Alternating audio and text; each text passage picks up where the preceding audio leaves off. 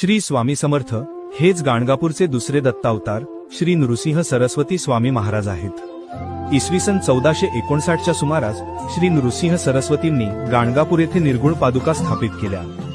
यानंतर ते शैलयात्रेच्या निमित्ताने श्रीशैल्य पर्वताजवळ असलेल्या कर्दळी वनात अदृश्य झाले। या घनदाट हरदळीच्या वनात स्वामींनी सुमारे 300 वर्षे कठोर तपश्चर्या केली। ही तपश्चर्या एवढी तीव्र होती की ते एकाच जागी स्थिर बसून राहिले। दीर्घकाळ एकाच जागी राहिल्यामुळे त्यांच्या देहाभोवती आजूबाजूला झाडे वेली वाढल्या आणि मुंग्यांनी त्यांचे भले मोठे वारुळ तयार केले। स्वामींचा देह या वारुळात पूर्णपणे झाकला गेला होता। एकदा उद्धव नावाचा एक लाकूडतोड्या कर्दळी वनात लाकडे तोडण्यासाठी आला होता। तो तिथली झाडे आणि ते वारुळ तोडून जागा साफ करत होता।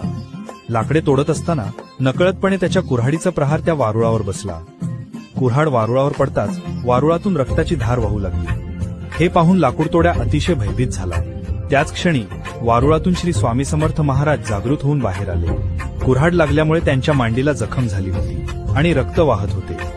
तपस्वी महापुरुषाला आपल्या हातून इजा झाल्याचे पाहून लाकूडतोड्या घाबरला आणि स्वामींच्या पायावर पडून क्षमा मागू लागला। स्वामींनी त्याला तत्काळ क्षमा केली आणि भिऊ नकोस, मी तुझ्या पाठीशी आहे असे अभयदान दिले। या घटनेमुळे स्वामींची दीर्घकाळची तपश्चर्या संपन्न झाली। आता त्यांनी लोकांमध्ये जाऊन भक्तांवर कृपा करण्याचे, त्यांना सन्मार्गाला लावण्याचे आणि लोककल्याणाचे कार्य करण्याचे ठरवले।